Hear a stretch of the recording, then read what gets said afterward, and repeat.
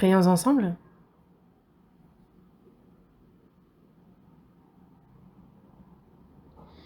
De notre Père, toi qui nous aimes, toi qui es saint et miséricordieux,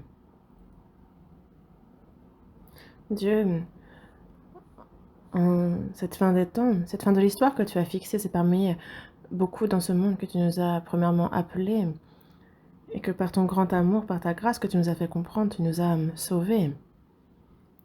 Que le reste de notre vie, en tant que les enfants, nous puissions la vivre pour ta volonté, pour ta gloire, que toujours, par ta parole, par la puissance de ton esprit, nous soyons soutenus et guidés.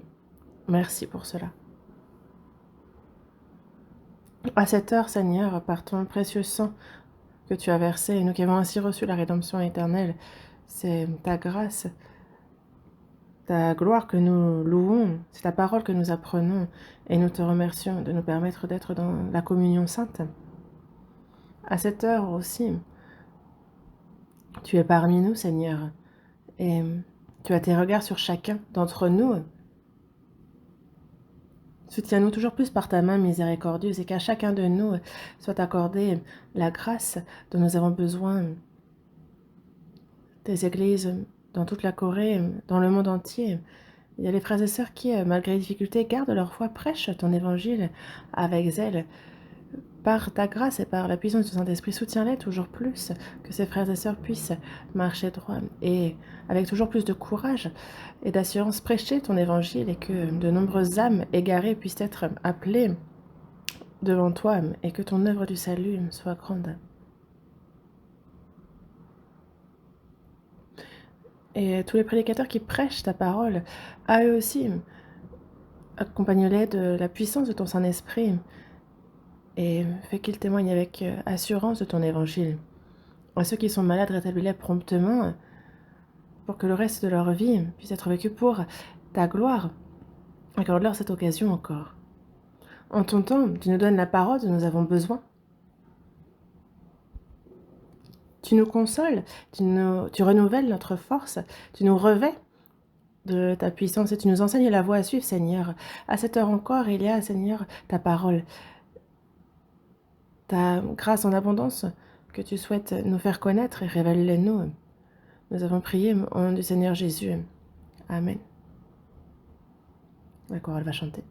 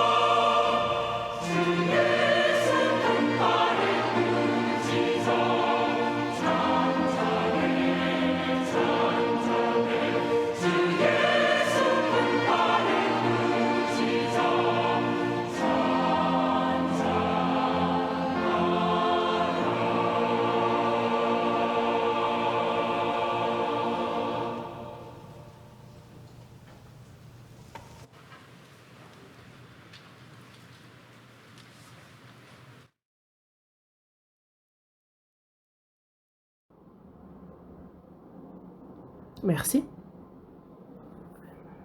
Ouvrons la Bible à l'Épître aux Éphésiens chapitre 2. Éphésiens chapitre 2.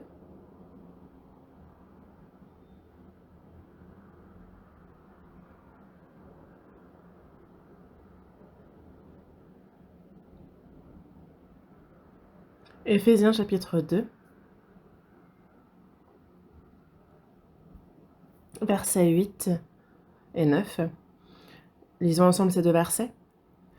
Car c'est par la grâce que vous êtes sauvés par le moyen de la foi. Et cela ne vient pas de vous, c'est le don de Dieu.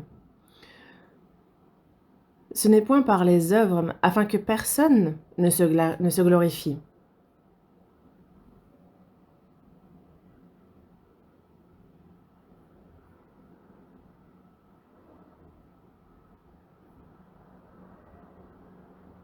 Le Seigneur auquel nous croyons, pour sauver les hommes de ce monde, est venu sur cette terre accomplir l'œuvre du salut et est reparti. Il y a de cela 2000 ans, depuis une longue histoire s'est écoulée. L'évangile a été prêché dans le monde entier et pour que cet évangile soit témoigné aux nations du monde entier, après quoi viendra la fin. L'évangile est prêché dans le monde entier et en cette fin des temps, fixée par le Seigneur, nous savons que cette fin est très proche de nous, nous le ressentons, nous sommes à la fin des temps et parmi les nombreuses personnes qui vivent dans ce monde, nous avons été en particulier sauvés et nous, les enfants de Dieu, nous, les saints, nous sommes dans la communion, dans son Église, nous apprenons sa parole, nous le servons, lui, le Seigneur, et c'est pour sa volonté, pour sa gloire que nous lui obéissons, que nous prêchons l'Évangile, et il nous aide à vivre ainsi. Et quand nous pensons à cette grâce, alors c'est vraiment très touchant, et cette grande grâce est inexprimable. Désormais, et dans peu de temps, l'ère de la grâce prendra fin, et ceux qui jusqu'au bout n'auront pas cru à l'Évangile, alors pour eux leur sera réservée la fureur de Dieu, son jugement. C'est ce qui les attend. Et nous, en cette fin des temps, nous avons reçu le salut. Et ça, c'est vraiment une grande grâce. Et il est certain que c'est une bénédiction particulière de Dieu. En la fin des temps, dans le monde entier, il y a donc on a eu la pandémie de la Covid-19 et dans Luc, on nous parle justement des signes de la fin des temps. Il y a ce qu'on appelle la peste dans la traduction en anglais. Ce sont justement le terme peste dans l'idée de maladie contagieuse. Donc ça désigne la même chose. Et en la fin des temps, donc, en ce temps-là, ce sont aussi donc ce genre de choses qui sont propagées et de nombreuses vies. De nombreuses personnes perdent la vie à cause de cela et souffrent de ces événements. Ça, ce sont donc les catastrophes qui arrivent dans la fin des temps et nous les connaissons. La Covid-19, on s'attend à ce qu'elle prenne fin, cette pandémie, rapidement, mais ça ne prendra pas complètement fin, j'ai l'impression. Aux États-Unis, on a Bill Gates, donc le roi de Microsoft. Il y a quelques jours, en fait, il était en Corée et il disait que à l'avenir, les désastres comme ceux-là pourront être bien plus nombreux, comme ce qu'on a connu avec la pandémie, la Covid-19. Et donc c'est vrai qu'il y a ces choses qui arrivent et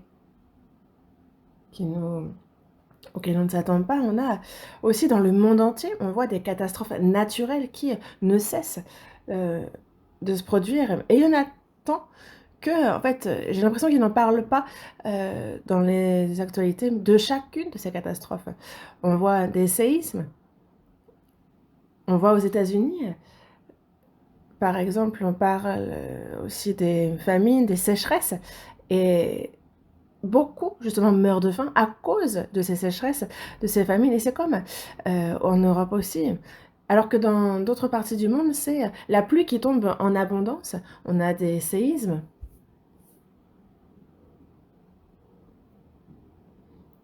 Dans Ésaïe, chapitre 24, il dit que la terre est déchirée, la terre se brise, la terre chancelle.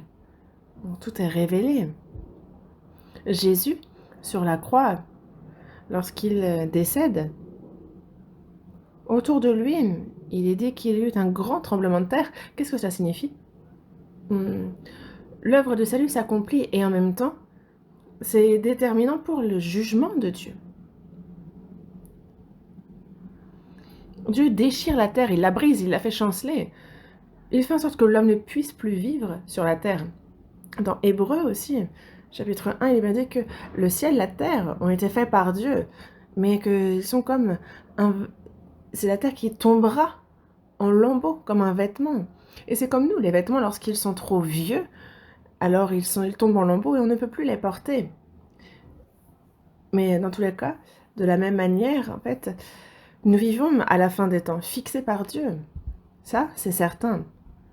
Dans Ecclésiaste, chapitre 3, verset 1, il est dit qu'il y a un temps pour tout, un temps pour toutes choses sous les cieux.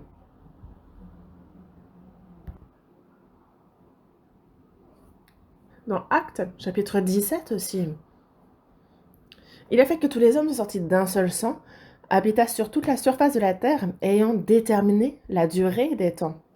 Il a déterminé la durée des temps.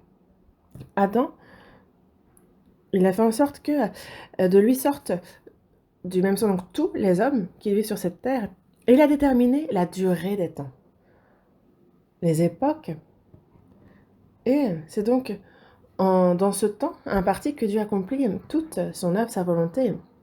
Dans Romains, chapitre 9, on nous parle justement de cet évangile qui est prêché à toutes les nations. L'évangile, justement tous ont l'occasion de l'écouter, cet évangile. Et ensuite, les païens, après que l'évangile leur ait été prêché, donc pour un laps de temps très court, les juifs pourront de nouveau avoir l'occasion de recevoir le salut. Et ensuite, tout prendra fin. C'est écrit. Et durant 2000 ans, dans le monde entier, en fait, on voit les Juifs qui ont été massacrés, qui ont connu des tribulations. On a vu tout d'un coup la nation d'Israël justement devenir un pays, déclarer son indépendance. Et justement, c'est un des signes révélateurs. On voit encore maintenant beaucoup de Juifs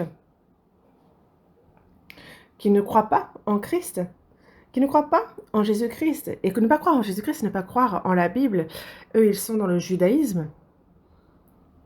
Ils ne croient qu'en l'Ancien Testament et pas au Nouveau. Croire à Dieu, mais ne pas croire à Jésus. Jésus a dit, vous ne connaissez pas le Père, pour moi je le connais, et si je disais que je ne le connais pas, je serais comme vous. Le peuple d'Israël n'a pas connu Dieu, il n'a pas connu non plus le Messie envoyé, ils l'ont rejeté, l'ont crucifié. Et ceux qui ont rejeté Jésus, on le voit à travers l'histoire de ce peuple, combien le péché réservé à ceux qui font cela, combien il est grand. Le péché qui rejette Jésus ne peut être pardonné. C'est pour ça que ce peuple a été dispersé dans le monde entier, et partout où ils allaient, ils ont été massacrés misérablement. Et ça nous montre combien grand est le péché et terrifiant il est de rejeter Jésus, et ça a été montré à toutes les nations par leur histoire. L'évangile a été prêché dans le monde entier, et en cette fin des temps, le temps de la grâce, nous avons reçu le salut, et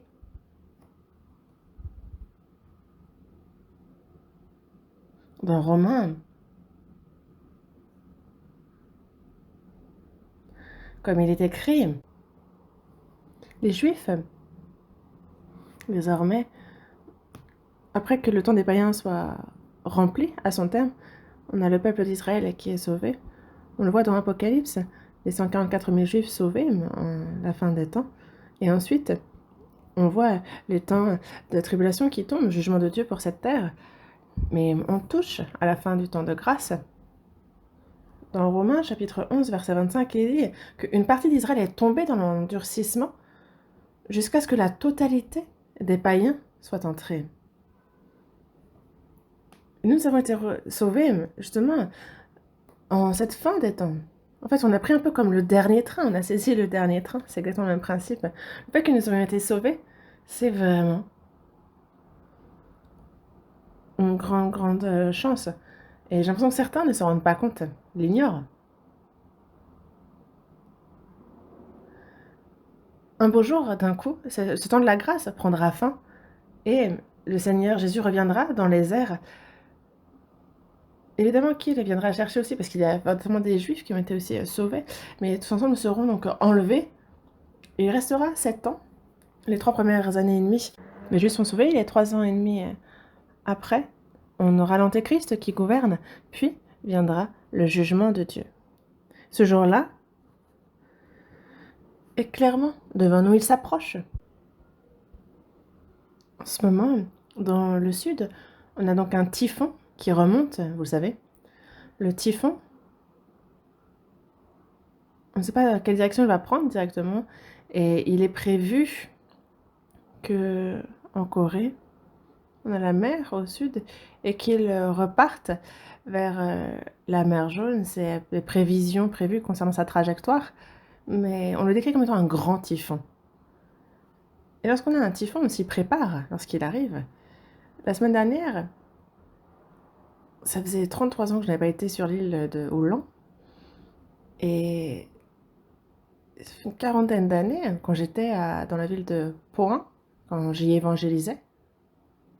J'y suis allée plusieurs fois pour évangéliser aussi.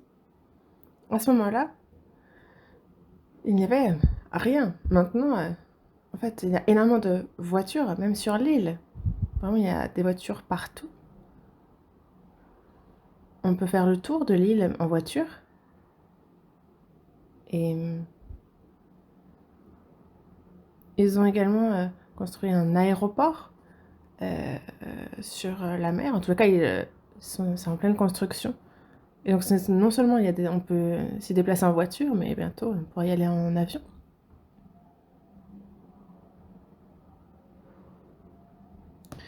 Et avant justement de m'y rendre, il y a des bateaux qui sont amarrés. En fait, il y a beaucoup de navires. Et ils les avaient attachés solidement. Pourquoi? Parce qu'ils se préparent à l'arrivée du typhon. Parce que sinon, tout va être pris. Ils vont se cogner les uns contre les autres, ils vont être détruits. Et ce n'est pas seulement à la mer, mais en fait, tout le monde est tendu en ayant entendu la nouvelle de typhon. Parce que dans les situations graves, des fois, ce sont même les avions qui s'envolent, qui sont complètement pris dans les airs, non pas seulement les bateaux. Et j'ai vu justement un typhon lorsque j'étais sur l'île de Guam, et des voitures stationnées sur les parkings. On les a vus s'envoler et ensuite être amassés un peu plus loin par le vent. En fait, même les grands objets sont complètement emportés. Donc imaginez l'homme aussi, évidemment. Tout est emporté. On a le bitume aussi qui est retiré des routes, tellement le typhon est fort. Donc on se prépare à l'arrivée d'un typhon. Et nous aussi, on a les temps de la tribulation qui arrivent. Et comme typhon, il faut s'y préparer. Vous y préparez, n'est-ce pas? Mais les gens de ce monde ne savent pas ce qui arrive. Ils n'ont les yeux tournés que vers les futurs voyages qu'ils vont faire. Ils disent, bon, qu'est-ce qu'il peut y avoir de spécial à l'avenir? Mais nous savons, n'est-ce pas?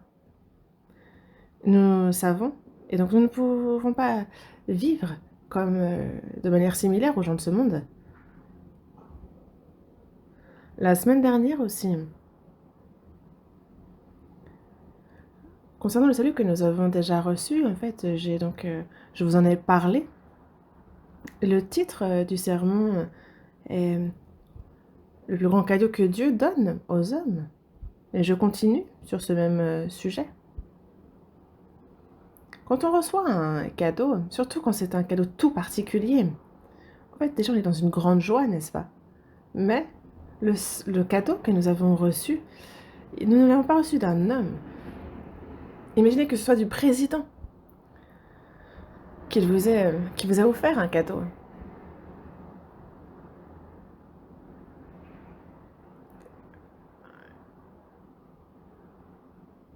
Un cadeau tout à fait particulier, qui ne peut-être se mesure même pas par une somme d'argent.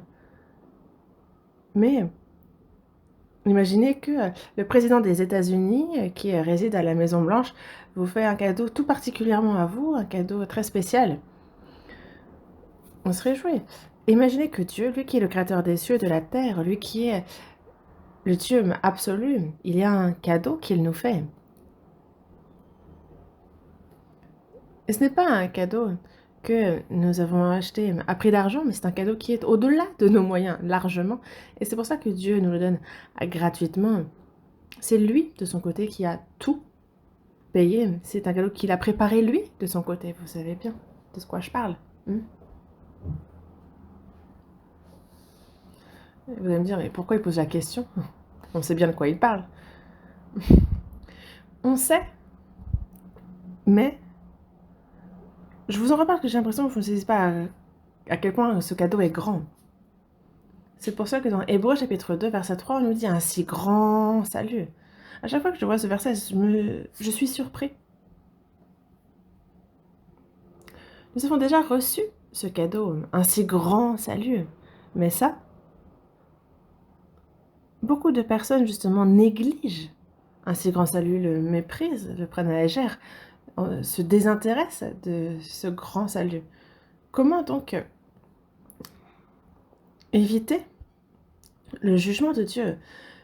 Non pas ce cadeau, cette grâce que Dieu a donnée, et les hommes qui ne le reçoivent pas, ce péché-là de ne pas recevoir ce cadeau donné par Dieu, il n'y a pas moyen qu'il soit pardonné, il n'y a que la perdition éternelle pour cela. Et donc désormais, dans Éphésiens chapitre 2, verset 8 aussi, « Car c'est par la grâce que vous êtes sauvés par le moyen de la foi. » Mais de quelle grâce parle-t-on? Dans la Genèse jusqu'à Apocalypse, Dieu, dans l'Ancien Testament,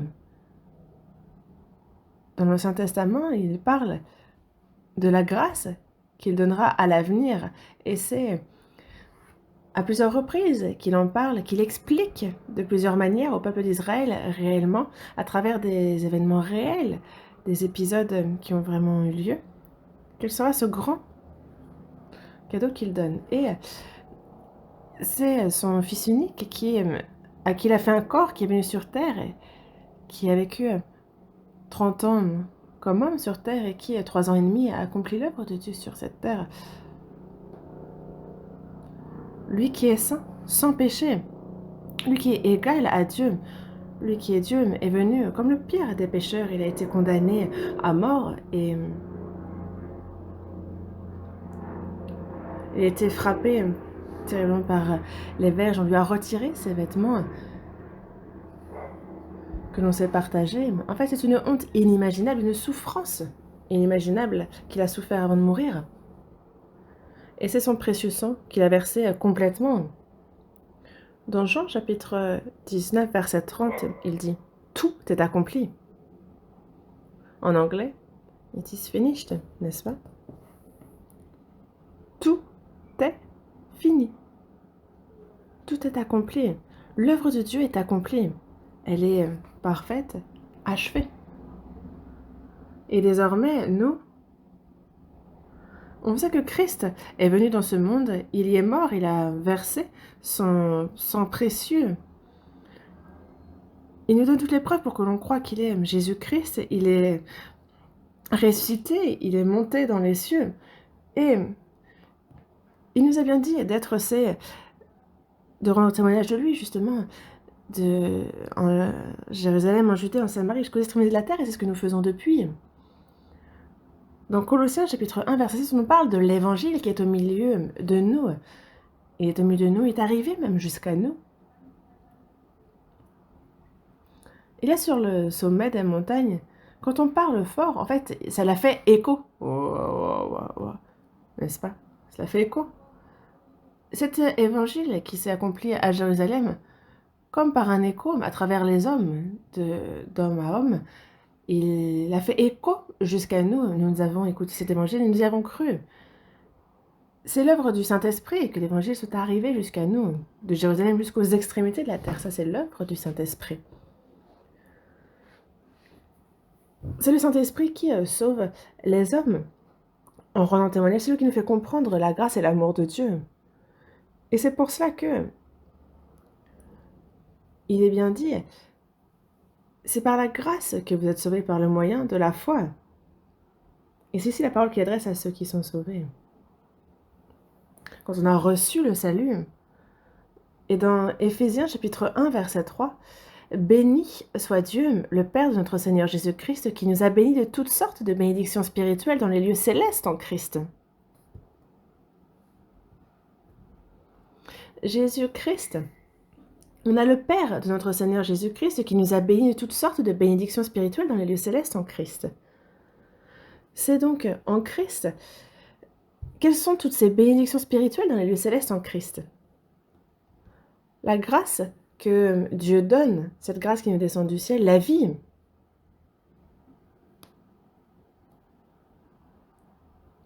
Jésus est venu des cieux sur terre. Pourquoi?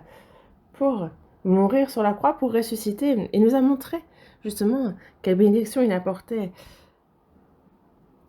Il y a toutes sortes de bénédictions spirituelles qu'il a apportées. Toutes sortes.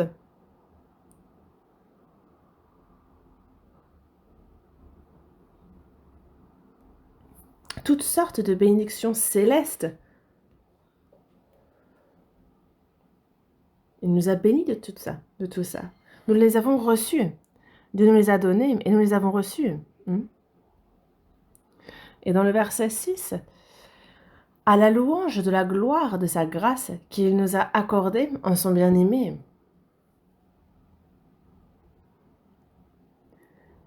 Et c'est donc une grâce qu'il a accordée en son bien-aimé. C'est une grâce, c'est gratuit. C'est un présent, un don, un cadeau. Tout ça, c'est la même chose, c'est gratuit. Ce n'est pas un cadeau si on l'a payé pour, n'est-ce pas? Si on l'a reçu après avoir fourni un effort, ce n'est pas un cadeau. Alors que je n'ai rien fait, je ne suis pas digne, je ne le mérite pas. Mais il nous a donné gratuitement. Une grâce qu'il nous a donnée, qu'il nous a accordée gratuitement. Une grâce gratuite. Justement, il nous l'a accordée. Et pourquoi? Parce que pour être sauvé, il n'y a personne qui aurait pu de lui-même être sauvé. Il n'y a personne qui aurait pu accomplir ce salut et c'est pour ça qu'il n'a pas eu d'autre choix. Si on devait faire quelque chose pour aller au ciel, alors personne ne pourrait y aller. Et c'est une grâce gratuite. La louange, la gloire de sa grâce qu'il nous a accordée en son bien-aimé. À la louange, quand on regarde les cantiques, la majorité des cantiques louent la grâce de Dieu, la majorité.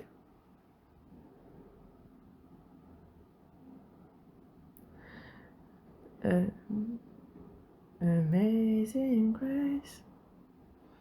N'est-ce pas? Cette grâce vraiment extraordinaire, c'est ce qu'on loue dans les cantiques. Non pas seulement avec les lèvres, mais aussi avec le cœur et dans toute notre vie. En fait, il faut que notre vie entière loue Dieu. C'est le but pour lequel il nous a sauvés. Les musiciens, on l'a vu aujourd'hui aussi dans le cantique chanté par la chorale aujourd'hui. C'était vraiment touchant. Quand on regarde ces cantiques, certains, en fait, quand ils regardent les notes, par exemple, sur la partition, ils voient juste des espèces de petites tiges. Et nous, c'est vrai que, bon, quand on regarde une partition aussi, bon, on se dit, on ne sait pas trop quoi est quoi. Mais quand on écoute, justement, on a la mélodie qui, elle, est fluide. C'est par notre bouche, par notre cœur que nous louons. C'est toute notre vie qui doit louer le Seigneur. Les musiciens voient la partition et produisent justement une musique, une mélodie. Les pianistes, ils regardent simplement la partition et ça produit de la musique, il y a du son qui sort. Et quand on regarde notre vie, Dieu,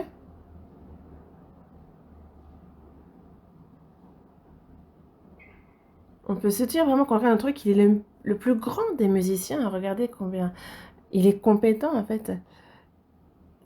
Ce sont des paroles qui touchent notre cœur. Mon âme, justement, elle résonne parce qu'il y a dans les profondeurs de mon esprit une mélodie bien plus douce que les psaumes. Et justement, ces cantiques, ce qu'on le loue, monte jusqu'aux cieux. Et cette grâce, justement, qu'il nous a donnée parce qu'il nous aimait, en fait, il y a justement, comme on avait dans le temps, les parfums qui montaient, un peu comme les cantiques, comme les prières qui montent jusqu'au ciel et qui touchent Dieu. Mais pour certains, en fait, ces cantiques sont des mensonges. Et c'est quoi un mensonge? C'est justement dire ce qu'on n'a pas dans le cœur. Ah, ah, je t'aime plus que je ne t'aimais avant. Hmm. Alors que la personne s'aime plus, elle aime le divertissement, elle aime sa vie. Et donc le Seigneur demande, à quel moment tu m'as aimé?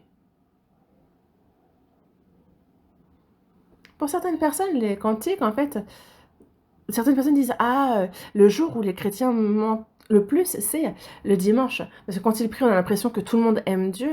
Quand ils louent le Seigneur, on a l'impression que, ah, en fait, c'est ceux qui ont compris la grâce de Dieu qui ont écrit les paroles, et ce sont des musiciens touchés par Dieu aussi qui ont composé la musique.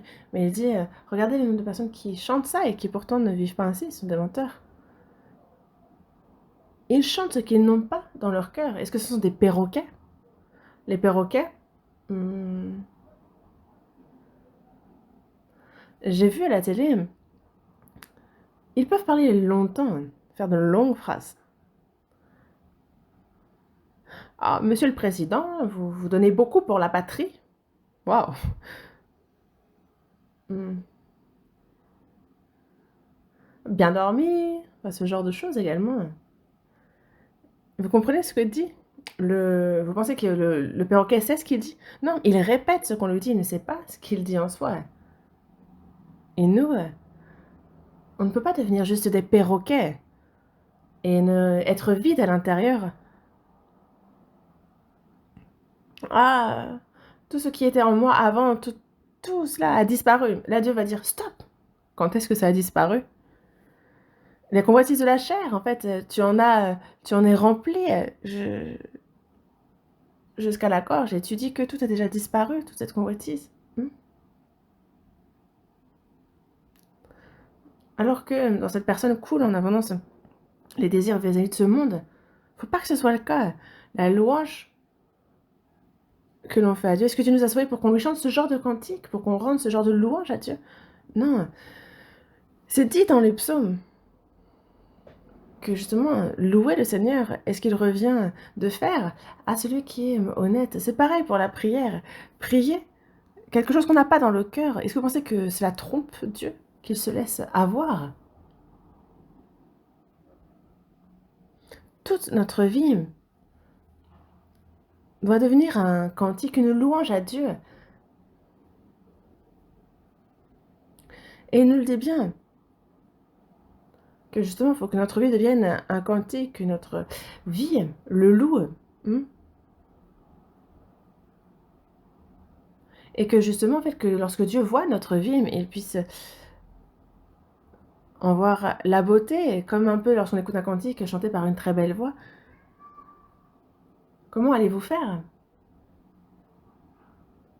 Dans ce monde, il y a tant de faux chrétiens. Et justement, des chrétiens.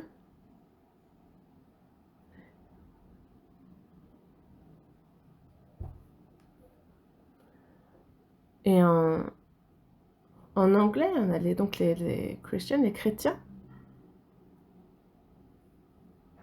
Donc en fait, que ce soit... En fait, des fois on dit les chrétiens, mais il y a aussi les chrétiens. Il y a des faux chrétiens, il y a des vrais chrétiens, il faut bien discerner. Nous, notre cœur, toute notre vie, justement, nous avons reçu la grâce de Dieu. Et on pourrait bien mourir 100 fois qu'on n'arriverait pas à rendre la grâce à Dieu. Cette grâce qu'il m'a donnée parce qu'il m'aimait. On ne peut pas la rembourser, n'est-ce pas? Mais malgré mon faible corps et mon faible cœur, je veux être son esclave. C'est vrai que j'ai un cœur faible, un corps fébrile, mais je veux être son serviteur, son esclave. Un esclave, justement, il ne lui est pas donné d'avoir sa propre pensée, d'avoir son propre plan, ses projets, non. Son maître lui dit va à tel endroit, il y va, il lui fait ci, il fait ça. S'il lui dit meurs, il doit mourir. Et donc il ne vit que pour le maître. L'apôtre Paul, lui, justement, se glorifiait d'être, justement, serviteur esclave du Seigneur. C'est toulos en grec, et c'est vraiment esclave, justement, un esclave que l'on s'est acheté à prix d'argent.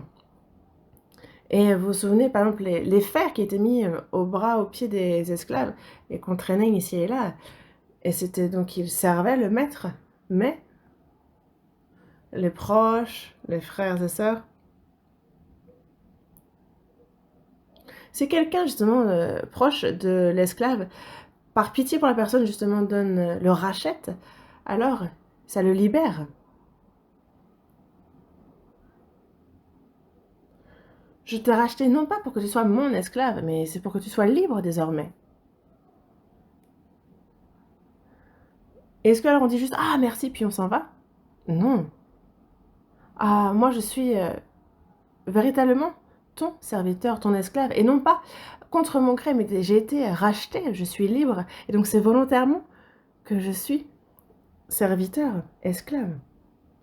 C'est pour cela que dans Galates chapitre 5, verset 13, il est bien dit, frères, vous avez été appelés à la liberté, seulement ne faites pas de cette liberté un prétexte de vivre selon la chair, mais rendez-vous par la charité, serviteurs les uns des autres. Nous sommes serviteurs, nous avons été appelés à la liberté, mais en fait, on se rend serviteurs les uns des autres, serviteurs de Dieu, serviteurs du Seigneur, serviteurs des frères et sœurs. Et c'est ça que nous avons été appelés, la liberté, certes. Dans Philippiens chapitre 2 aussi, là, Jésus dit bien que, donc lui, il existe en forme de Dieu, il n'a pas regardé comme une proie à arracher d'être égal avec Dieu, mais il s'est dépouillé lui-même, en prenant une forme de serviteur, en devenant semblable aux hommes, et ayant paru comme un simple homme, il s'est humilié lui-même, se rendant obéissant jusqu'à la mort, mais jusqu'à la mort de la croix. Lui qui existe en forme de Dieu, mais lui, là, il s'est dépouillé, il s'est rendu serviteur, obéissant jusqu'à la mort. Pourquoi? Nous ne le comprenons pas forcément, mais le Seigneur, lui, a fait. Et il invite aussi ceux qui ont compris cela à vivre comme lui, justement.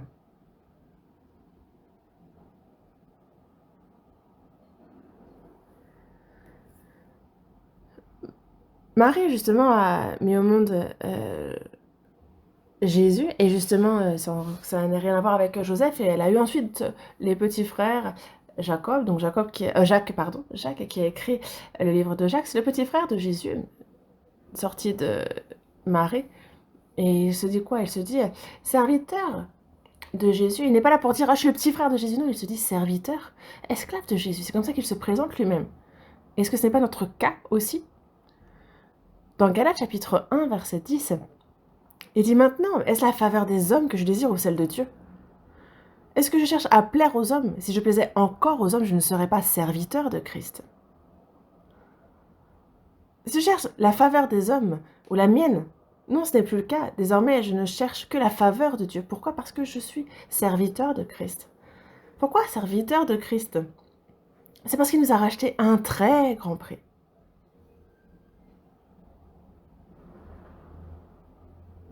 Et il nous a donné une grande grâce, un grand don, un grand cadeau. Et le prix qu'il a payé est très grand. Est-ce que vous connaissez le prix? Oui, n'est-ce pas?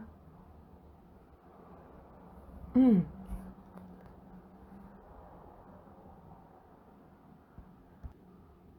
le reçoit gratuitement, mais on ne le donne pas gratuitement un cadeau. Il y a un grand prix, et c'est tous ses biens, toute sa fortune que l'on peut sacrifié pour un don. Et il y a une personne qui, si par exemple, on a sauvé la vie de quelqu'un, on a guéri quelqu'un d'une maladie, quand on a reçu un très grand don, un très grand cadeau, la personne qui a reçu ce cadeau, jusqu'à sa mort, elle ne pourra pas l'oublier. Hmm. C'est par la grâce que vous êtes sauvés, par le moyen de la foi. Et nous, en fait, justement, c'est par la foi que nous avons compris cette grâce, cet amour, et que nous avons été sauvés. Donc ça ne vient pas de nous, c'est le don de Dieu. Ce n'est pas notre force, non. C'est un don gratuit de Dieu. Merci. Cela ne vient pas de vous, c'est le don de Dieu. Aujourd'hui, ce dont j'aimerais vous parler, c'est que ce don, ce n'est pas un seul cadeau, un seul don. Moi aussi, je reçois souvent des cadeaux. Alors que vous pouvez très ne pas m'en donner, mais on m'en donne. Et je ne peux pas les refuser, sinon la personne serait vexée. Merci, et puis je reçois le... Et des fois, parfois, c'est des... Il y en a plusieurs dans un. Mais notre salut, c'est un don, c'est un cadeau de Dieu. Mais vous savez que c'est un set, en fait. Il y a plusieurs cadeaux dedans. Une fois, j'ai été donc accueillie pour manger. Est-ce qu'il n'y a que le riz quand on va manger chez quelqu'un? Non, il y a aussi la soupe de viande, il y a du kimchi, il y a du poisson. Il y a plein de choses dans le menu proposé sur la table. Le salut, en fait, dans le salut, il y a d'innombrables grâces. Et j'aimerais vous parler de quelques-unes d'entre elles. Quand on dit avoir reçu le salut, c'est important. Mais il y a 8 points que j'aimerais aborder avec vous. Ça a été sur chacun d'eux parce que c'est vraiment de très grands dons qu'on a reçus chacun d'entre eux. C'est vraiment le cadeau en 7, le plus grand que Dieu peut donner à l'homme. La première des choses, c'est quoi? Dans Éphésiens, chapitre 1, verset 7, il est dit « En lui, nous avons la rédemption par son sang ». On finit ensemble. La rémission des péchés selon la richesse de sa grâce. Nous, c'est en Christ. Et on retrouve ça beaucoup, cette expression dans Éphésiens, en Christ. Par Christ, en Christ, c'est grâce à lui. C'est par la grâce de Christ, c'est ce que cela veut dire. Donc en lui, nous avons la rédemption par son sang, la rémission des péchés selon la richesse de sa grâce. C'est ce sang qui nous a sauvés. Il nous a sauvés. La rédemption. Et donc, faut bien prononcer, rédemption. Il y avait un pasteur auparavant qui n'était pas dans notre église, en fait c'est quelqu'un qui est parti ailleurs plus tard, mais en fait il lisait la Bible et il disait nous avons la rédemption par son sang. En fait en coréen la prononciation peut porter à confusion si on prononce mal, ça veut dire qu'on est arrêté, qu'on est emprisonné. Mais ici rédemption c'est justement que cela a été, le prix a été payé justement, que le salaire du péché a été payé. Et donc que l'on est libéré de ça. Il faut donc bien lire. Répétez après moi, rédemption.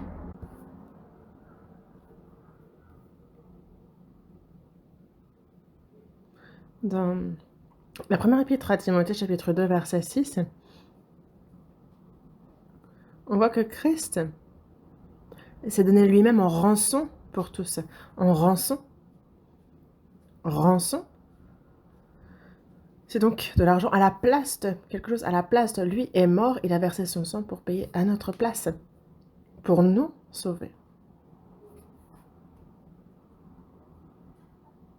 C'est pour ça que, au départ, c'est donc par son sang, c'est par son sang, c'est par cette grâce que nous avons été sauvés. Vous avez reçu la rédemption par son sang. À quel point? Jusqu'à quand? Éternellement. Les péchés passés, On n'a même pas à regarder le péché originel, les péchés d'après. Les petits, les grands, les vieux, les nouveaux, ceux qu'on a commis par la tête. En fait, le péché, c'est le péché. Mais c'est tout. Les péchés passés, les péchés présents, et tout ça que nous allons commettre jusqu'à notre mort. Pourquoi? Il faudrait qu'on n'en commette pas d'autres à l'avenir. Mais pourquoi avoir pris à tous nos péchés futurs également? C'est parce que nous ne sommes pas encore parfaits. Il y a encore, nous, même sauvés, des choses qui ne sont pas changées. On aimerait pourtant immédiatement, paf, changer. Dès qu'on venait d'être sauvé, on est paf comme des petits anges. Ce serait génial. Mais on a cette nature pécheresse qui petit à petit se sanctifie, qui petit à petit change. Le salut est en un instant, mais justement, quand on grandit dans la foi, c'est alors que c'est la sanctification, c'est petit à petit qu'on ressemble toujours davantage au Seigneur. Et que notre homme intérieur change. On participe alors à la nature divine de Dieu, mais avant cela, pour en arriver là, en fait, avant, on a ce vieil homme, on a encore des fois de la haine, des disputes, de l'envie, des choses qu'il ne faudrait pas faire et qu'on fait, de la convoitise. Il faudrait être complètement obéissant, et parfois il nous arrive de l'être, parfois partiellement, des fois non. Donc c'est assez instable, ce péché de désobéissance, de ne pas agir selon la volonté du Seigneur, de ne pas tout faire par la foi, tout cela est péché, mais c'est jusqu'à tous les péchés futurs que il a tout pris, il a tout pardonné. Dans Matthieu chapitre 5, verset 26, il est dit « Je te le dis en vérité, tu ne sortiras pas de là que tu n'aies payé le dernier cadran. »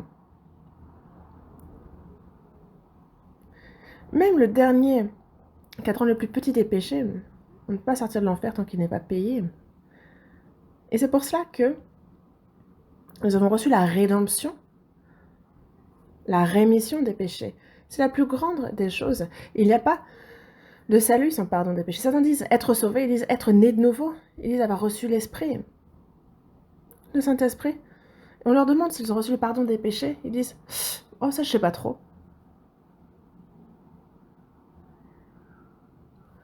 Ça leur dit « Mais et la rédemption éternelle alors ?» Ça, j'ai jamais entendu parler. Mais alors, de quel salut tu parles s'il n'y a pas eu la rémission des péchés? Il n'y a pas de salut sans la rémission des péchés, sans le pardon des péchés. C'est parce que Dieu a payé tout le salaire de mes péchés. Parce que le salaire du péché, c'est la mort. Le salut, c'est bien, justement, d'avoir été... C'est la rémission des péchés. Le salut, c'est ça. Et donc, sans la rémission des péchés, il n'y a pas de salut. Vous le savez, n'est-ce pas? Dans Ésaïe chapitre 53, verset 6, nous étions tous errants comme des brebis, chacun suivait sa propre voie, et l'Éternel a fait retomber sur lui l'iniquité de nous tous. On vivait chacun comme bon nous semblait. Et si on continue jusqu'au bout de cette voie-là, c'est l'enfer qui nous attend. Mais l'Éternel a fait retomber sur lui l'iniquité de nous tous. Nous, en fait, tous les péchés que nous avons commis, quand on a vécu selon notre propre entêtement, quand on était endurci, tout cela, en fait, il l'a fait retomber sur Jésus. C'est pour ça que dans Jean chapitre 1, verset 29, il dit « Voici l'agneau de Dieu qui ôte le péché du monde. » Et Jésus, justement, c'est un agneau sur lequel tout le péché du monde est retombé. Les miens, les nôtres, les vôtres, le péché du monde entier. Et lui qui est sans péché, mais il a le péché du monde sur lui. Et donc ce jugement doit être, ce péché doit être jugé, pardon. Et donc c'est comme le plus misérable des pécheurs qu'il a été condamné à mort. On dirait que c'est Pilate qui a condamné à mort Jésus sur la croix, mais non, c'est nous. Il n'est pas mort de manière injuste, c'est selon la loi qu'il est mort. Dieu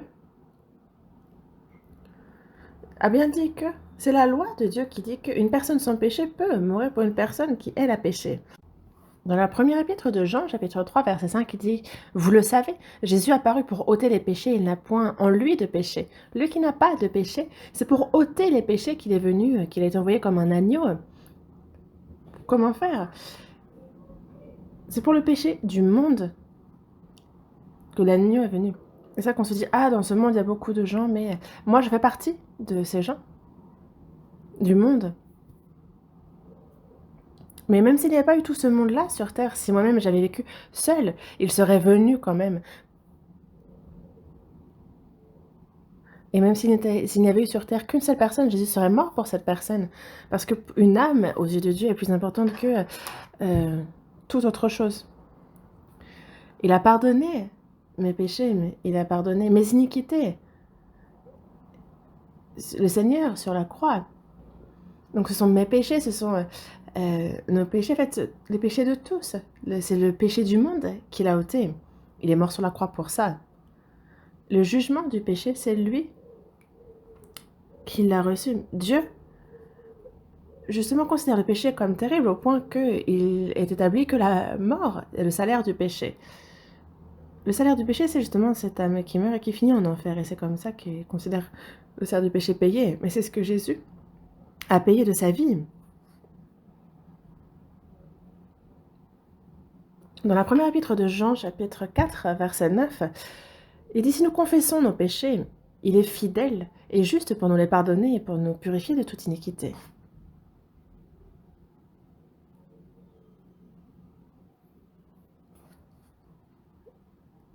Il a envoyé son Fils comme victime expiatoire pour nos péchés. Ce n'est pas nous qui avons aimé Dieu,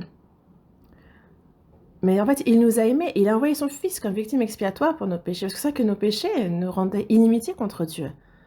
Et la victime expiatoire, une victime de réconciliation entre nous et Dieu. Il y avait ce mur du péché, nous étions ennemis de Dieu. Mais justement là où il y avait inimitié, Jésus est venu, il est mort, et il nous a réconciliés en devenant victime expiatoire. Dans Colossiens chapitre 1, verset 20, il est dit que en faisant la paix par lui, par le sang de sa croix. La première épître de Jean, chapitre 2, verset 2, qu'il est lui-même une victime expiatoire pour nos péchés, non seulement pour les nôtres, mais aussi pour ceux du monde entier. Ceux qui ne croient pas à l'extérieur, tous les mafieux, les gangsters, les brigands, les voleurs, les meurtriers, même leurs péchés aussi ont été ôtés par Jésus, donc ils ont été réconciliés, mais ce qu'ils ne le savent pas.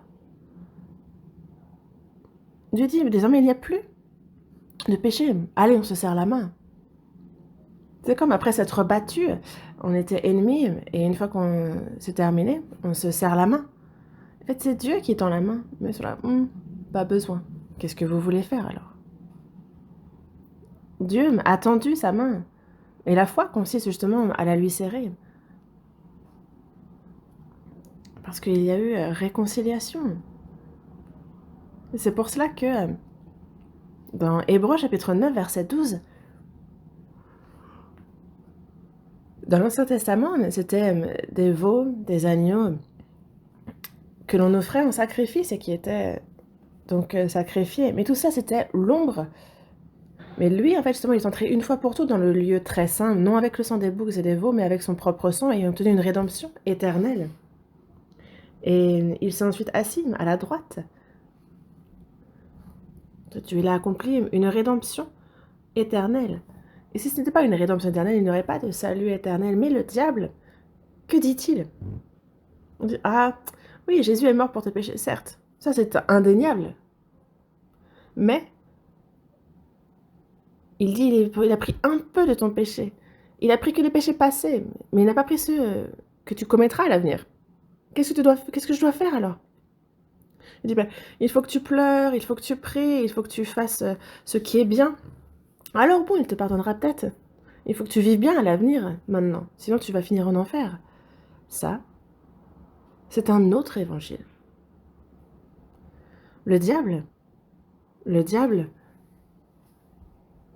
il y a ceux qui sont donc contre, qui font que les gens ne croient pas, mais il y a ceux aussi qui poussent les gens à croire. Il dit, crois, mais il fait croire en un autre évangile, en un autre Jésus, en un autre esprit, une contrefaçon, un faux Jésus, un Jésus auquel on peut croire mais ne pas être sauvé. Beaucoup croient bien, ils sont zélés, Ils sont depuis la naissance, ils sont zélés, ils vont à l'église toujours. Ils n'ont pas loupé un dimanche, ils y vont, ils louent le Seigneur, ils font l'offrande, ils suivent le culte. Ils sont baptisés, ils deviennent diacres, anciens, pasteurs. Et quand on leur demande s'ils sont sauvés, hein? Est-ce que vous êtes nés de nouveau? Ils disent, ah, comment on peut savoir? Faut mourir pour le savoir. On le saura après être mort. Oui, certes, vous le saurez en enfer. Certaines personnes disent l'avoir reçu, le salut. Ils l'ont reçu quand? Depuis que je crois. Et depuis quand tu crois? Depuis que je suis née. C'est parce que je suis née, donc j'ai cru, puisque j'ai cru, j'ai reçu. Je dis, tu veux parler plus lentement, plus précisément. Mais le bredouille des choses. Mais si on creuse un peu, ils sont ignorants et n'ont jamais reçu le salut. Et c'est pas ça le salut.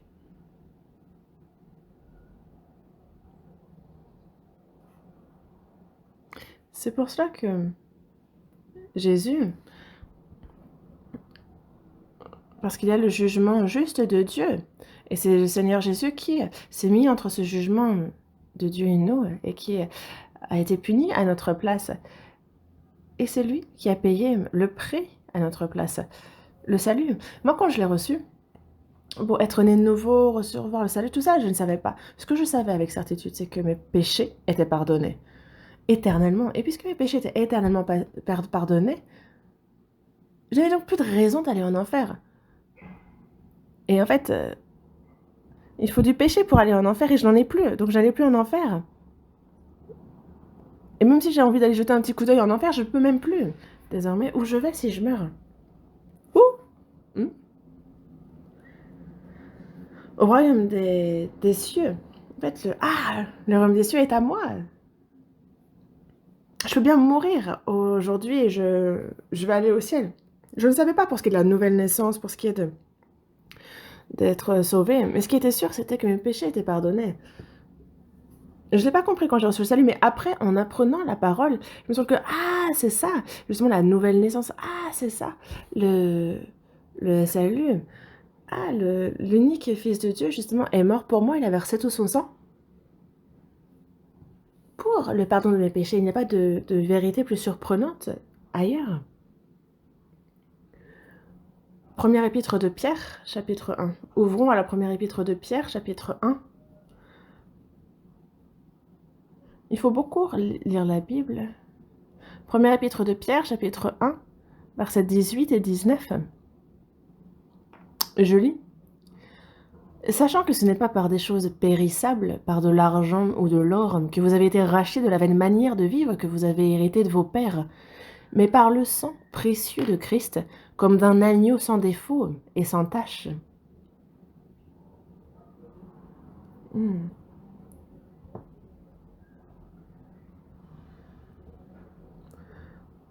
Donc il y a justement cette manière vaine de vivre que nous avons été de nos pères depuis Adam, cette nature pécheresse, le fait que nous soyons nés dans le péché, et c'est quelque chose qui est aux yeux de Dieu une vaine manière de vivre, mais on a été rachetés de cela. Non pas justement par des choses périssables, par de l'argent, de l'or, c'est quelque chose qui ne peut pas nous racheter. Ce sont des choses incapables de nous racheter, mais c'est par le sang précieux de Christ, comme d'un agneau sans défaut et sans tache.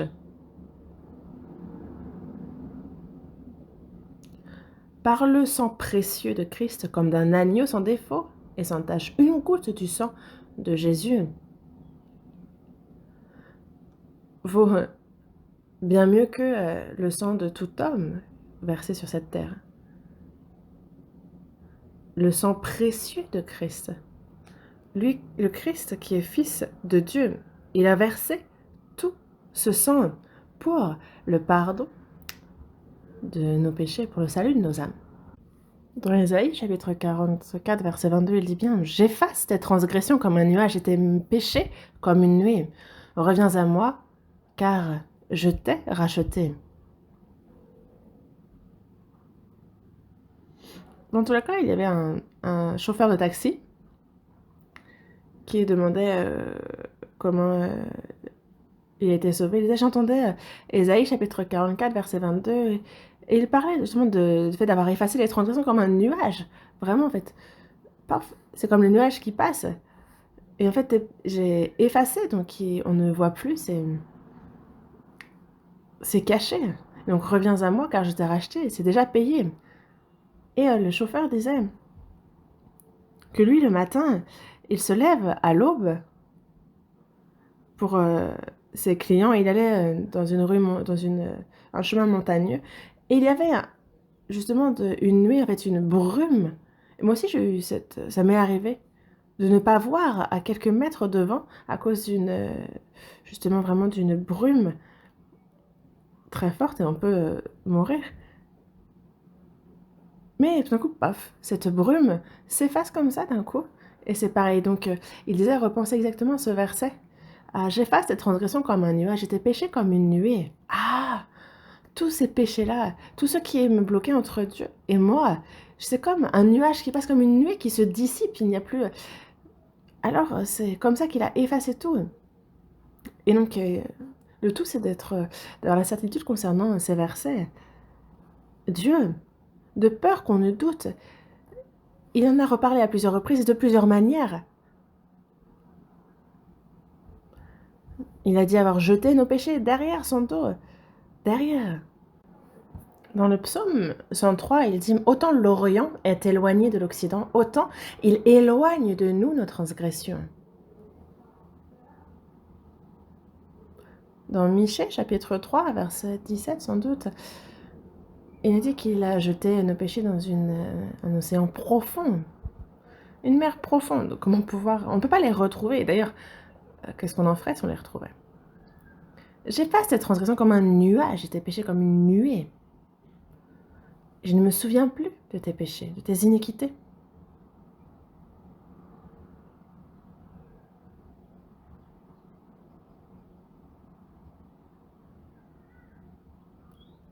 Il a dit avoir pardonné, effacer, ne pas se souvenir de nos péchés.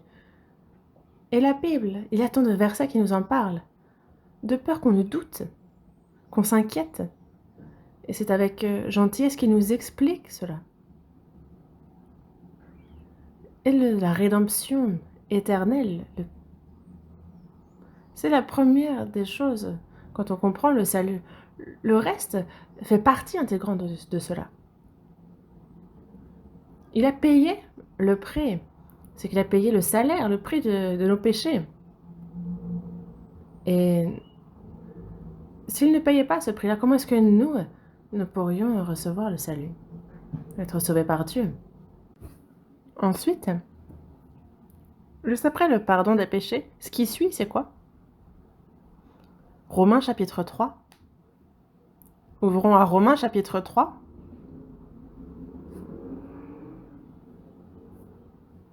Verset 24. Romains chapitre 3, verset 24. Lisons ensemble le verset 24. Et ils sont gratuitement justifiés par sa grâce, par le moyen de la rédemption qui est en Jésus-Christ. On revoit encore en Jésus-Christ, n'est-ce pas? Cela revient, ce qu'il a déjà accompli. Donc on a la rédemption, le pardon des péchés, et ils sont donc gratuitement justifiés par sa grâce, par le moyen de la rédemption qui est en Jésus-Christ. Donc la rédemption, et donc on est gratuitement justifié. Avoir reçu la rédemption, être justifié, le contenu est légèrement différent. La rédemption des péchés, c'est qu'on est reconnu comme quelqu'un qui n'aurait jamais commis de péché. Justifié, c'est quelqu'un qui est vu comme ayant observé toute la loi de Dieu. C'est différent, n'est-ce pas? On est regardé comme vraiment justifié. Romains chapitre 4,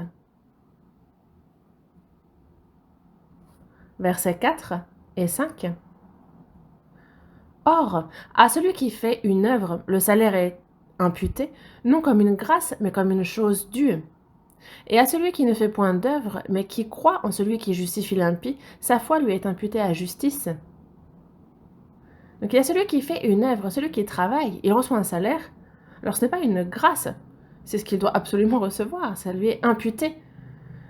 Mais celui qui ne fait point d'œuvre, mais qui croit en celui qui justifie l'impie, sa foi lui est imputée à justice. Donc nous, on était impies, mais Jésus est mort pour nous. Et c'est quand nous étions des impies que nous avons reçu le pardon de nos péchés. C'est quand nous étions impies que nous avons été justifiés. À celui qui ne fait point d'œuvre, mais qui croit en celui qui justifie l'impie, sa foi lui est imputée à justice. C'est quand on croit en cette grâce, quand on croit au pardon des péchés, c'est par la foi qu'on est alors justifié. Ne pas croire, c'est le péché. Croire, c'est donc la foi, c'est la justice. Sa foi lui est imputée à justice. Verset 6. De même, David exprime le bonheur de l'homme à qui Dieu impute la justice sans les œuvres. Heureux ceux dont les iniquités sont pardonnées et dont les péchés sont couverts. Heureux l'homme à qui le Seigneur n'impute pas son péché. 1000 ans avant que Jésus ne vienne, David parle du bonheur d'être justifié, à qui on n'impute pas le péché. Celui à qui fait une œuvre, justement, il parle heureux dont les iniquités sont pardonnées et dont les péchés sont couverts. Nous n'avions fait que pécher. Nous avions certes fait ce qui est bien aussi, mais ce n'est pas la vraie justice. C'était de l'hypocrisie, c'était de ce qui est bien mais couvert d'injustice. Mais le Seigneur, c'est de manière inconditionnelle qu'il a pardonné nos péchés. Et c'est pour cela que nous, justement, on a été bonheur de l'homme à qui Dieu impute la justice sans les œuvres. Et c'est à notre place que le Seigneur a observé toute la loi. Et donc, nous avons été de la justice du Seigneur. C'est pour cela que Dieu, concernant le pardon des péchés, heureux ceux dont les iniquités sont pardonnées, dont les péchés sont couverts. Dieu, désormais, ne se souvient pas, il ne reconnaît pas nos péchés. Moi, je peux me souvenir de mes péchés, mais Dieu, lui, dit ne pas s'en souvenir. Heureusement. Si Dieu se souvient de nos péchés, comment est-ce que nous pourrions nous tenir devant lui? C'est comme on a les soldats de premier rang. S'il commet un grand péché, il est emprisonné. Imaginons qu'il est devenu... il ait tué quelqu'un. Enfin, il a donc été condamné. Mais il y a le président qui, de manière toute particulière, pour on ne sait quelle raison en tout cas, use de son pouvoir qui dit « Je gracie ce soldat de premier rang. » Il gracie en particulier cette personne. Et en même temps, qu'il est gracié, et en plus donnez-lui 4 étoiles.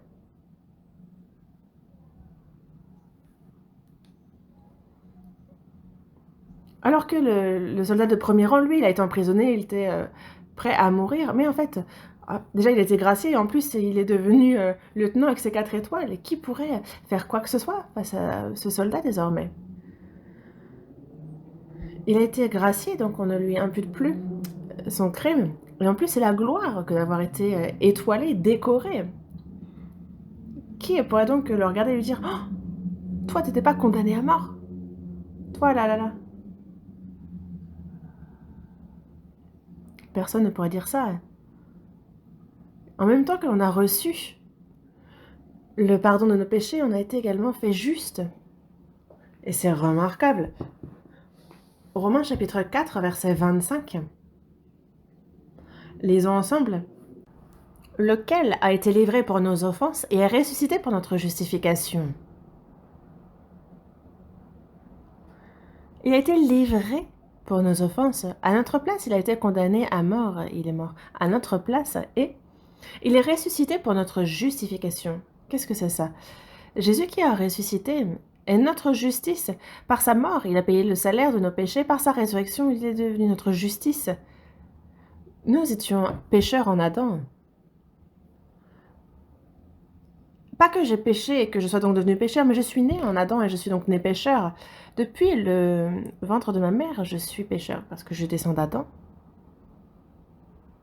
Mais c'est en Jésus que j'ai été justifiée.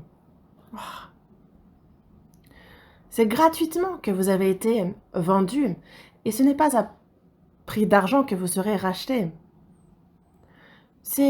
Nous avons été rachetés, nous avons été justifiés sans être consultés. Surprenant, mais non, c'est Dieu qui a fait ça. Romains chapitre 5, verset 19. Car par la désobéissance d'un seul homme, beaucoup ont été rendus pécheurs, de même par l'obéissance d'un seul, beaucoup sont rendus justes. C'est l'obéissance d'un seul qui en a rendu beaucoup justes. Adam a désobéi, il a mangé du fruit de l'arbre de la connaissance du bien et du mal alors qu'il ne fallait pas, il a péché. C'est Adam qui est devenu pécheur parce qu'il a péché, mais nous, ses descendants, nous sommes pécheurs parce que nous sommes nés d'Adam. Par la désobéissance d'un seul homme, beaucoup ont été rendus pécheurs, de même par l'obéissance d'un seul. Beaucoup seront rendus justes. Nous avons été rendus justes. Nous étions pécheurs en Adam, mais nous sommes justes en Christ, n'est-ce pas? Certains? Nous sommes justes, ça c'est notre statut. Nous étions pécheurs auparavant, pécheurs spirituellement. Désormais, ceux qui sont sauvés, quel est notre statut spirituel? Nous sommes justes, fiers, assurés, justes. Qui pourrait nous condamner? Romains chapitre 8.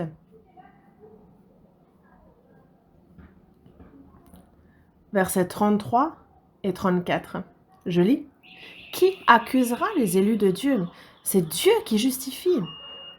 Qui les condamnera? Christ est mort, bien plus, il est ressuscité. Il est à la droite de Dieu et il intercède pour nous. Qui condamnera les élus? Qui les accusera? C'est Dieu qui justifie. Nous avons dans le passé commis des péchés, et qui peut nous accuser? Qui va nous attraper? C'est Dieu qui justifie. Qui les condamnera? Qui oserait, Condamner, c'est juger. Qui nous jugerait? Dieu justifie. Dieu dit que nous sommes justes, Dieu dit que nous n'avons pas de péché. C'est Dieu qui justifie, qui les condamnera? Parce que Christ est mort, mais bien plus. Il est ressuscité et il est à la droite de Dieu et il intercède pour nous. Jésus est notre justice. Et il est donc à la droite de Dieu et il intercède pour nous. Qu'est-ce qu'il fait à la droite de Dieu? Il rend témoignage qu'il nous a sauvés. De peur que l'on ne manque de quoi que ce soit, parce qu'on est imparfait, on est faible. Mais Jésus dit, moi pour Dupont, je regarde. Je suis mort pour, regarde ma main, regarde ce sang, regarde. Ah oui, mon fils est mort, évidemment. Dieu. Jésus est notre témoin, il est encore à la droite de Dieu et il intercède pour nous. Il est le médiateur. Dans la première épître de Jean, chapitre 2, verset 1, il dit que si quelqu'un a péché, nous avons un avocat auprès du Père, Jésus-Christ le juste. Nous avons donc un avocat auprès du Père. Jésus-Christ.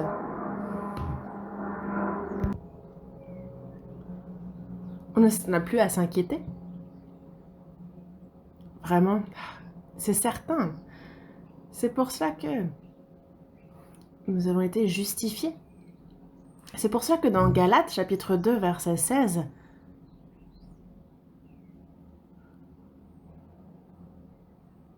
nous savons que ce n'est pas par les œuvres de la loi que l'homme est justifié. Il n'y a aucune chair qui ne pourrait être justifiée par les œuvres. Ce n'est pas par les œuvres de la loi que l'homme est justifié.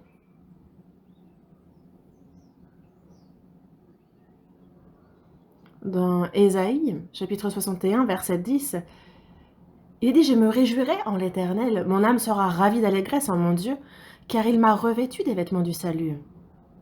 Il m'a couvert du manteau de la délivrance, comme le fiancé s'orne d'un diadème, comme la fiancée se pare de ses joyaux. Dieu nous a revêtus du manteau de la délivrance, des vêtements du salut. Nous avons reçu le pardon des péchés, nous avons été revêtus des habits de justice. Et sachez-le, vous vous êtes tous habillés, c'est bien. Et c'est pour ça que vous vous tenez droit, vous êtes assis.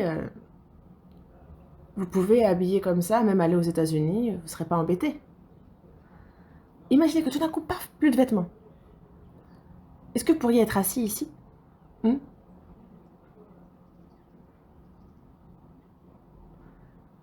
Si ça arrive, qu'est-ce que vous allez faire, hein? Vous vous cacherez, n'est-ce pas? Vous vous cacheriez. Vous seriez tous sous les bancs, j'imagine. Adam a mangé le fruit de l'arbre de la connaissance du bien et du mal. Et justement, il s'est fait, avec les feuilles de figuier, il a fait justement des habits. Mais avec le vent, avec le soleil, ça a séché. Dieu a appelé et dit, où es-tu? Il a dit, j'ai eu honte, je me suis caché parce que je suis nu. Et il dit, mais qui t'a dit que tu étais nu? En fait, les feuilles ne peuvent pas être des habits. Et c'est pour ça que dans la Genèse, chapitre 3, verset 21, on voit que l'Éternel Dieu fit à Adam et à sa femme des habits de peau, et il les en revêtit. Il a sacrifié un agneau, il leur a pris la peau, le sang a coulé, et il a fait à Adam et à sa femme des habits de peau. Pourquoi lui faire des habits de peau alors qu'il va les chasser? Il pourrait très bien les laisser nus et les chasser du jardin d'Éden. Mais c'est qu'il y a le Dieu de justice, et il y a derrière aussi sa miséricorde. Il les a, certes, chassés, mais ça nous montre aussi que ce qu'il a fait avant, ça rappelle ce qu'il a fait avec Jésus lorsqu'il l'a sacrifié, et que ce sont été versés pour nous. Les habits de peau, c'est les vêtements du salut. Le manteau de la délivrance, il nous a... C'est les vêtements du salut qui cachent nos péchés. Le fils prodigue retourne à son père, et alors, vous le savez, dans Luc chapitre 15, lui était vraiment mendiant des mendiants, il était avec les pourceaux, tout son corps était... il puait, enfin ses habits étaient en lambeaux, tous ses filets. Mais ils lui ont dit, revêtez-le de la plus belle tunique. Évidemment qu'ils l'ont lavé avant, certainement. Et quels sont les plus beaux habits? Quels sont ces habits du salut? Dieu, donc plus haute, ces habits sales, il les revêt des plus beaux habits. Et nous, quand nous avons été sauvés aussi, nous avons revêtu les habits du salut, le vêtement du salut. Et nous pouvons donc nous tenir avec assurance devant Dieu, nous n'avons point honte. Lorsque le Seigneur Jésus revient, est-ce que vous avez l'habit pour l'accueillir? Est-ce que vous êtes prêts, justement? Est-ce que vous avez été lavé dans le sang de l'agneau? Est-ce que vous êtes prêts? Et selon vous, en fait, quelle couleur sont ces habits? Blanc, blanc, blanc. Dans Apocalypse chapitre 19, on a justement l'épouse de l'agneau. Et on parle justement d'un fin lin pur. Donc on a les vêtements du salut. Et c'est un habit blanc. Et sachez que ceux qui portent du blanc, est-ce qu'ils vont dans la boue? Est-ce qu'ils s'assoient n'importe où dans la rue? Parce que sur le blanc, la moindre petite tache, tout de suite, ça se voit, et donc il faut l'enlever tout de suite. Et donc il faut maintenir cet habit blanc. Ceux qui ont reçu le salut désormais ne vont plus n'importe où. Ils ne vont plus là où vont les pécheurs. On doit vivre proprement. Jusqu'à ce que le Seigneur revienne, il nous faut bien garder ce vêtement blanc.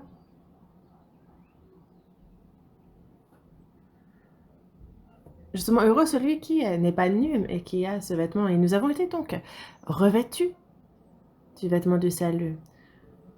Cet habit de fin lin blanc. Et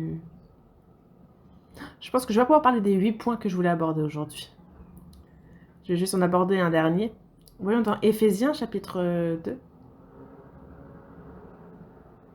Éphésiens chapitre 2, verset 1. Éphésiens chapitre 2, verset 1. Lisons ensemble. Vous étiez morts par vos offenses et par vos péchés. L'apôtre Paul va à Éphèse, prêche l'évangile. Et à Éphèse, ceux qui ont reçu le salut, en fait, étaient nombreux. C'est là que commence l'église d'Éphèse. Et il n'est pas seulement les prêcher l'évangile puis il est parti. Non. En fait, là, lorsqu'il est sauvé, il y a l'église qui se forme. Il y a ce troupeau, cette communion de ceux qui sont sauvés. Et à l'église d'Éphèse, il envoie ici son épître. Et quand il rédige cette épître, il est lui-même emprisonné à Rome. C'est pour ça qu'on appelle les épîtres du prisonnier. Il écrit au sein d'Éphèse, il leur écrit « Vous étiez morts par vos offenses et par vos péchés. »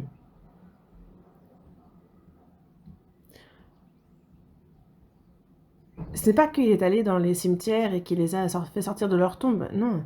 Dans la Genèse, chapitre 2, on voit l'Éternel qui s'adresse à Adam et qui dit « Tu pourras manger de tous les arbres du jardin, mais tu ne mangeras pas de l'arbre de la connaissance du bien et du mal, car le jour où tu en mangeras, tu mourras. » Tu mourras indéniablement. Le diable a été vers Ève et lui a dit « Mange, tu verras, tu ne mourras pas. T'inquiète pas, tu verras, ce sera bon, tu auras tes yeux qui vont s'ouvrir, tu vas avoir la sagesse. » Et Dieu t'empêche d'en manger parce qu'il a peur que tu deviennes comme lui. Il l'a ainsi tenté. Elle a été convaincue et elle en mange. Elle en présente à Adam qui en mange aussi. D'abord, on a donc Ève qui en mange. Elle présente ça à son mari.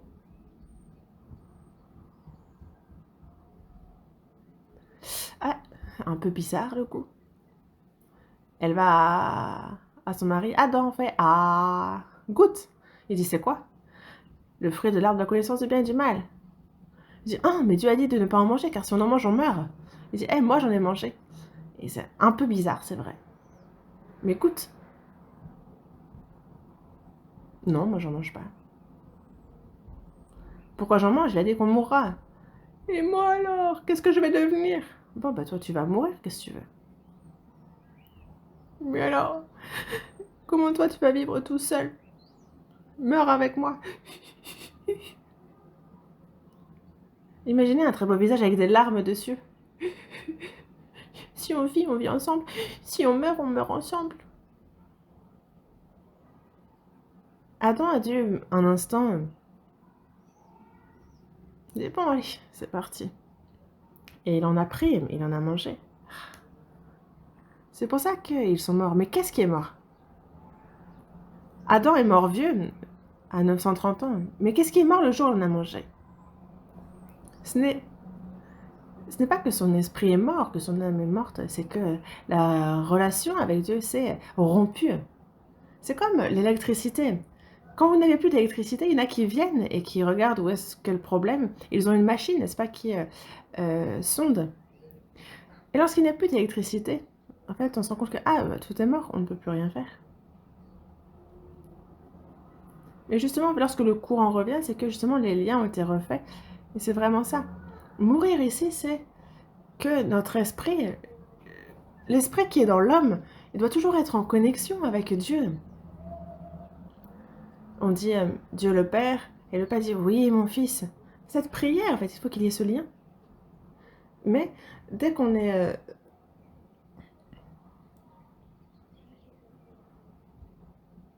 Justement, il y a la désobéissance à la parole, il y a le rejet de l'amour de Dieu qui fait que cette relation a été...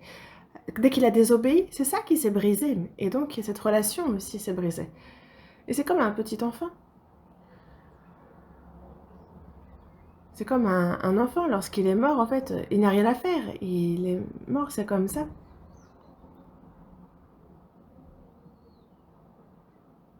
C'est pour ça que nous sommes nés spirituellement morts. Nous étions morts par nos offenses et par nos péchés. Quand quelqu'un est en train de se noyer, après, si la personne meurt noyée, elle flotte, pardon, et après il y a les vagues. Et le corps, on dirait qu'il danse, mais il est mort. C'est un cadavre. Ah. Et il y en a qui portent de superbes habits, qui se tartinent, qui se mettent ceci, cela. Mais comment on appelle ça? Comment on appelle ça, ce...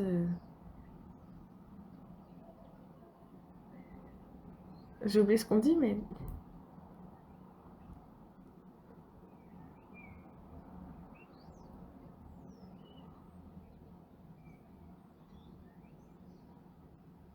En tous les cas, c'est assez terrifiant de voir les gens qui trimballent des cadavres. Et qui... Mais aux yeux de Dieu, vraiment, les gens de ce monde, il y en a qui ont réussi dans la vie, il y en a qui sont superbes. Mais pour lui, c'est certainement un peu comme des épouvantails, ils sont juste morts. Mais nous, on n'a pas à s'excuser, on est vivants. Il ne faudrait pas qu'il y en ait parmi nous qui ne soient pas vivants. Vous étiez morts par vos offenses et par vos péchés, mais il nous a rendus à la vie.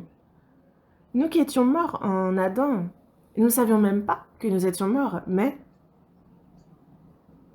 il nous a ramenés à la vie. Nous étions morts. Dans Jean, chapitre 5, verset 25, il est dit « L'heure vient, et elle est déjà venue, où les morts entendront la voix du Fils de Dieu, et ceux qui l'auront entendu vivront. » Dans Jean, chapitre 5, verset 21, Jésus dit bien que « Comme le Père ressuscite les morts et donne la vie, ainsi le Fils donne la vie à qui il veut. » Le Père ressuscite les morts et donne la vie, et le Fils fait ça aussi. Parce qu'on ne peut pas juste ressusciter comme ça. Il faut qu'il y ait pardon des péchés, il faut que le prix soit payé. Et il faut payer le salaire du péché. Et donc quand on y croit, on revient à la vie. Et c'est pour ça quand on entend la voix du Seigneur qui nous dit que justement il a pardonné nos péchés, c'est là qu'on revient à la vie. C'est comme dans Luc chapitre 15, on a le fils prodigue qui revient. Et le père dit bien... Le père dit « Ah, mon fils, voici, il était mort, mais il est revenu à la vie. Il était perdu, il était retrouvé. Quand il était loin du père, il était perdu, il était mort. Mais il est revenu. Il était mort, mais il est revenu à la vie, il était perdu et il est retrouvé. Ah, c'est mon fils. Je l'ai retrouvé. » C'est pour cela que dans la première épître aux Corinthiens, chapitre 15, verset 45, quand on regarde ce verset, on voit que le premier homme, Adam, devint une âme vivante. Adam, devint une âme vivante, mais le dernier Adam est devenu un esprit vivifiant. Christ, le dernier Adam, est devenu un esprit vivifiant. C'est pour cela que dans la première épître aux Corinthiens, chapitre 15, verset 22, on voit que comme tous meurent en Adam, de même aussi tous revivront en Christ. Tous meurent en Adam. On est mort en Adam, on est né en lui, on est mort, mais c'est en Christ que nous revivons, n'est-ce pas? C'est pour ça que nous, notre âme est revenue à la vie. Elle qui était morte à cause de nos péchés, à cause de nos iniquités, nous sommes ceux qui sont revenus à la vie. Ceux qui ne sont pas sauvés sont morts.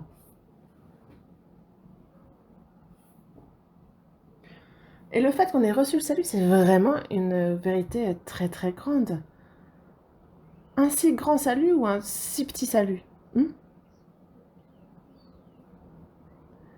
C'est un si grand salut. Et d'ailleurs, on ne réalise toujours pas à quel point il est grand. C'est tellement grand. Dieu, il a vraiment fait ce qui est... Il nous a accordé le salut pour son nom. Même Dieu, il n'avait pas pu faire plus grand que le salut qu'il nous a accordé. Il n'avait pas plus grand. C'est par la parole qu'il a créé les cieux, la terre, pour ce qui est de notre salut. Mais la parole ne suffisait pas. Il a fallu que son unique, son fils, pour le pardon de nos péchés, meure et verse son sang. Il a fallu qu'il meure et qu'il ressuscite. Parce que sans cela, justement, nous ne pouvions pas être sauvés non plus. Et vous me direz, ah, mais c'est Dieu, c'est Dieu. Mais ce serait grave, c'est une... Parce que Dieu, justement, en fait, il se contredirait. Parce que Dieu est justice. Et il a dit, le salaire du péché, c'est la mort. Et donc, s'il ne pardonne pas, s'il ne paie pas le salaire du péché, comment être pardonné? Il y a une loi qui a été établie. Et donc, une fois que la loi est établie, on ne peut la corriger.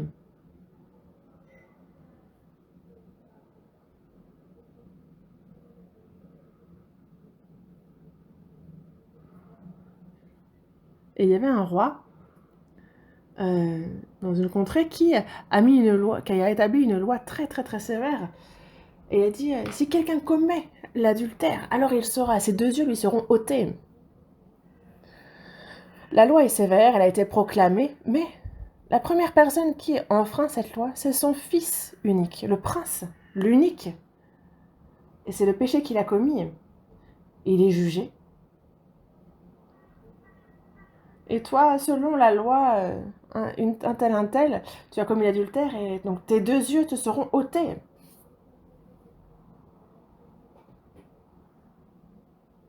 Et les serviteurs disent au roi, ah, mais c'est le prince, c'est le prince, celui qui va te remplacer. Comment tu peux lui ôter ses deux yeux?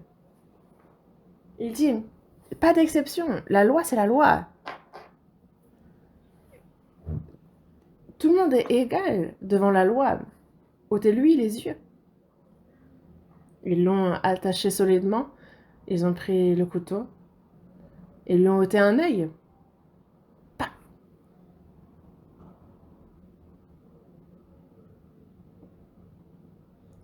Et il disait, ôtez l'autre. Et il s'apprêtait à ôter le second, mais ils ont dit, stop, un instant. On ne peut pas ôter les deux. Prends l'un des miens. Parce qu'il faut que les deux yeux soient ôtés. Et donc le roi ne peut pas revenir là-dessus. Mais qui pourrait ôter l'œil du roi? Je dis non, non, non, non. On a déjà ôté un œil, ça suffit, non? La loi dit les deux, les deux. Et donc à la place, prends l'un des miens.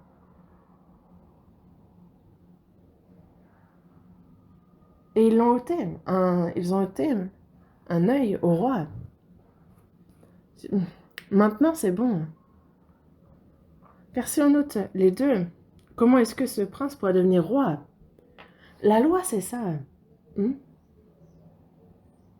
Même Dieu ne peut pas enfreindre sa propre loi. Il n'y a pas une seule personne qui peut être sauvée sans que ses péchés soient pardonnés et le sang doit couler. C'est pour ça qu'il a payé le prix de nos péchés, il nous a ainsi pardonnés et il nous a ramenés à la vie, nous qui étions donc morts à cause de nos péchés. Et c'est un si grand salut, et un salut qu'il ne faut pas oublier, ne serait-ce même un instant, ne pas le négliger. Parce que nous sommes reconnaissants pour cette grande grâce, et désormais, nous vivons rendant à l'Éternel les bienfaits qu'il a eu envers nous. Et je vais revenir là-dessus continuellement à l'avenir aussi. Les chrétiens doivent désormais vivre en tant que tels. Prions ensemble. De notre Père, toi qui es miséricordieux, nous étions éloignés de toi. Lorsque nous étions dans le péché, ce sont nos mauvaises œuvres qui faisaient de nous tes ennemis. Tu as eu pitié de nous, tu nous as aimés. Et le jugement et la malédiction que nous devions recevoir, c'est Jésus qui, à notre place, s'en est chargé. Par le précieux sang qu'il a versé, il a éternellement lavé nos péchés et fait que nous n'avons plus à recevoir ni la malédiction ni le jugement. Seigneur, pour cette grande et étonnante grâce, merci. Merci de nous l'avoir fait comprendre. Nous te remercions pour cette grâce. Seigneur Dieu, ce surprenant amour que tu as eu à notre égard, nous qui étions pécheurs, tu nous as sauvés, mais désormais que nous vivions en tant que tes enfants pour ta volonté et ta gloire, que nous puissions vivre correctement et que ton Esprit Saint, que ta parole nous soutienne dans ce sens. Dans peu de temps, Seigneur, tu reviens, que nous puissions nous tenir devant toi dans ta gloire, sans avoir honte. Et il y a toutes ces âmes qui ne sont pas encore sauvées. Que ton grand amour, que ton grand salut puisse leur être prêché, que de plus nombreuses âmes puissent être sauvées, que tu en sois glorifié et que tu fasses ta joie. On a la retraite d'automne qui approche, que de nombreuses âmes soient sauvées. Seigneur, agis pour cela et utilise chacun de nous selon ta volonté précieusement pour cette œuvre. Nous avons prié au nom du Seigneur Jésus. Amen.